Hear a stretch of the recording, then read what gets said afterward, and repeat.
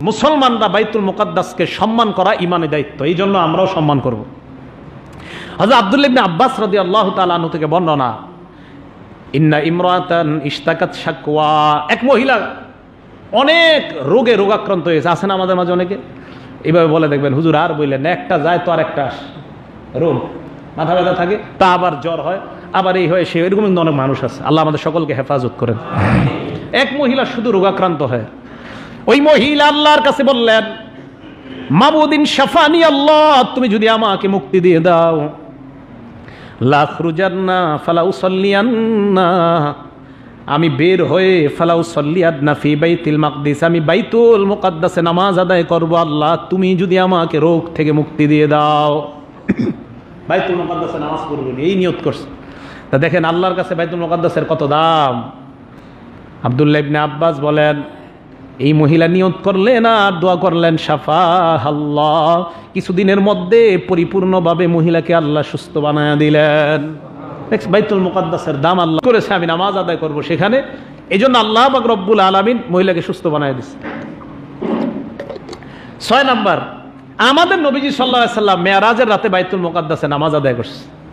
আমার নবী যেই মসজিদে নামাজ আদায় করছে, এই মসজিদ আমরা কাউকে নীতি দিতে পারি না।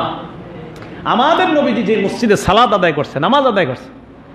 আনাস রাদিয়াল্লাহু তাআলা আনহুর বর্ণনা, আল্লাহর নবী বলেন, উতিতু বুরাক, আমার সামনে বুরাক আনা হলো, হুয়া দাব্বাতুন আবিয়াদু তাওয়িলুন ফাওকাল হিমারি দুনাল বাগ, আমার সামনে বুরাক আনা হলো, দেখতে সাদা লম্বা, ঘোড়া এবং খচ্চরের মাঝে, গাদা এবং খচ্চরের মাঝামাঝি একটা প্রাণী, ফাওকাল হিমার, গাদার চাইতে একটু বড়, দুনাল বাগলি, খচ্চরের চাইতে একটু ছোট।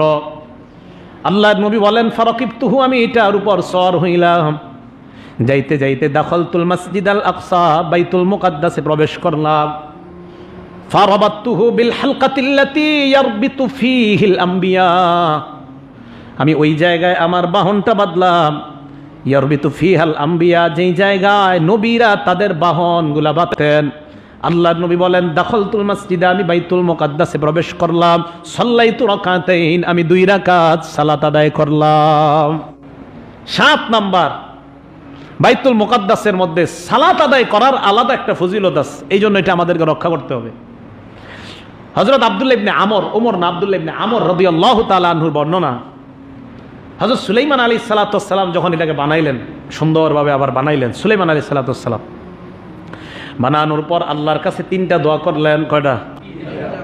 1 নাম্বার, আল্লাহর কাছে চাইলেন সালা হুকমান, আল্লাহর কাছে বললেন, আল্লাহ তুমি আমাকে এমন প্রজ্ঞা দান করো, ইউসাদিফ হুকমাহু, আমি যখন বিচার করব আমার বিচারটা যেন তোমার ফয়সালার মতো হয়ে যায়। এর মানে মাবুদ, আমি যেই বিচারটা করব এটাই যেন আপনার বিচার হয়। আল্লাহরে বলতেছে, ফাউতিয়াহু, আল্লাহ পাক সুলাইমান নবীর এই আবদার কবুল করে নিলেন, কবুল করছে। 2 নাম্বার, অমুল কাল্লা ইয়ামবাগি লিআহাদিম মিন বাদিহি, আল্লাহ তুমি আমাকে এমন রাজত্ব দিয়ে দাও যেই রাজত্ব আমার পর আর কাউকে দিবা না।